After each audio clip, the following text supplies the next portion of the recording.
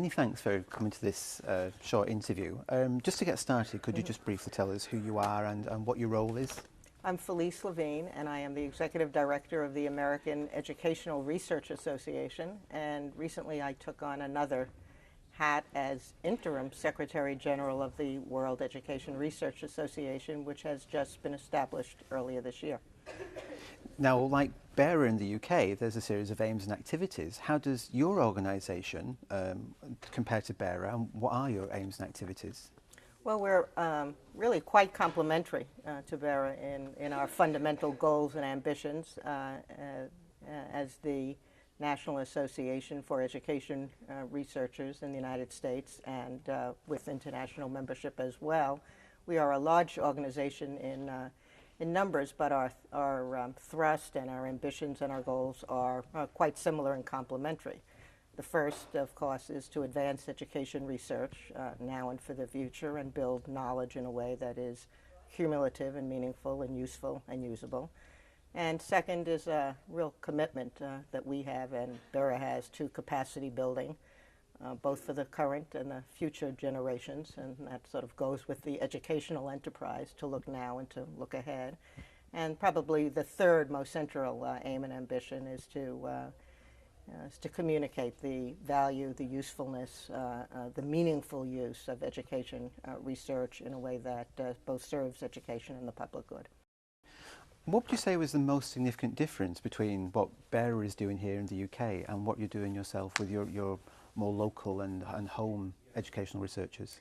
Well, in many respects, we are, I think, quite compatible, and we're a larger organization in size, but whether you're looking at the smallest research association in education research or aligned fields or the more major national or regional ones, I think that there are the core themes. So it's there are perhaps distinctions of particular programs and projects that we might be involved in at any point in time, and BERA may be involved in others. But really, I'm most struck with our compatibility around core goals. So the specifics may vary at any point in time, but really I think there's a thread of constancy that is, I think that's at the heart of both what BERA does and AERA does.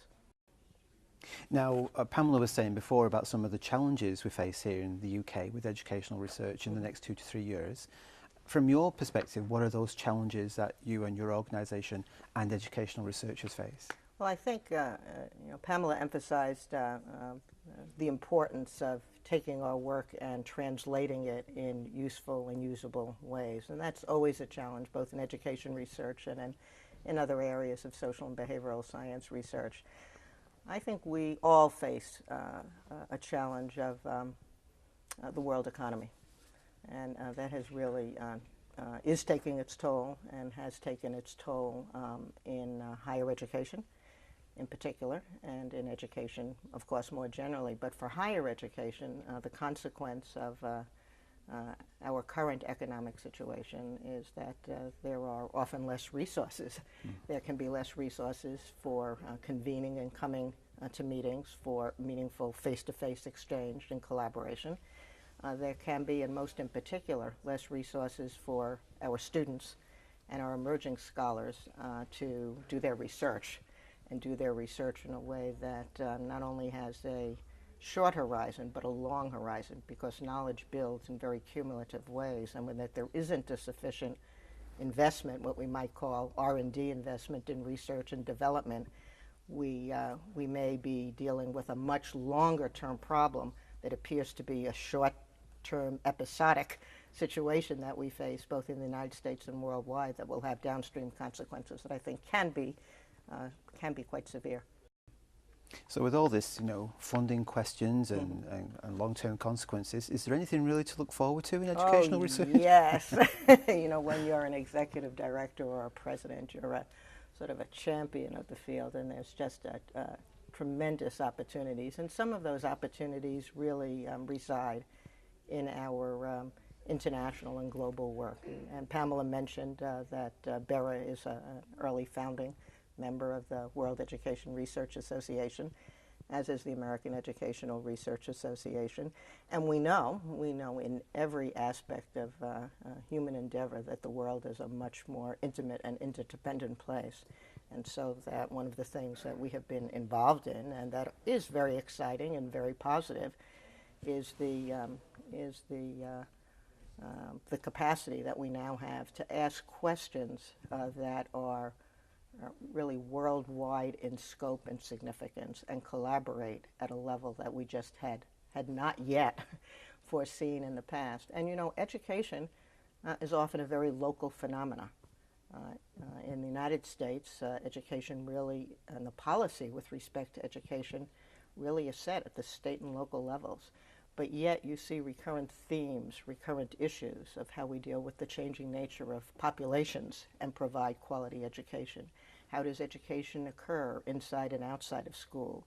How do we understand this with both the shifting nature of the population, the changes in technology, the ways that we relate to each other, YouTube, Skyping, Twitter, things that I, every day think, oh, I have to learn this one in order to be au courant, And these are different ways that people get information, and they learn and they interact, and there's just tremendous opportunity to do this. And to do this, I will say, in non-provincial ways. And I think that's where our future lies, because you can learn things in very specific ways, but unless you understand sort of their generic properties, you can't intervene in a way, I think, that will make a long-term difference. And we're very good at maybe short-term fixes, or in trying to invent short-term fixes, but we really need to understand problems in their broader and more systemic framework. And we try to do that in each of our national environments.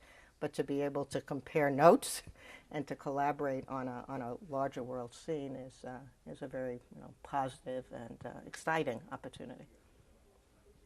Now, just thinking of the larger world theme, it leads me on to the last question, which is that many people who have not been to the conference or heard of your organisation or any educational research association at all may be watching this online.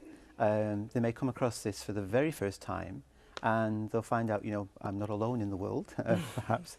But apart from joining BERA or other organisations, what would you want them to take away as an idea? What message would you want to give new and maybe established people in educational research who aren't at the conference but may be seeing this online? Well, I think there are probably two messages. One, for those in our field, hang in there. Knowledge matters. It takes a long time. It's a difficult task, but what we learn today can really solve the future issues and problems, both that we face now and in the future. And I'd say equally as important for those not in our field who might find themselves on the BERA website seeing this video, or in other places and spaces of cyberspace, that sound decision-making in education and in society depends upon a foundation of sound knowledge. And that, as in other areas, in health and in social services, if we don't build that foundation of knowledge, we may soak and poke and make change, but that change isn't one that will be reflective, and where we will learn what it is we do that works and what it is we do that is less efficacious, and how to make changes that really can add to the future of learning now and for the future for all generations, both early learners, adult learners, and relearners, both in the workplace and in the schools and in their communities.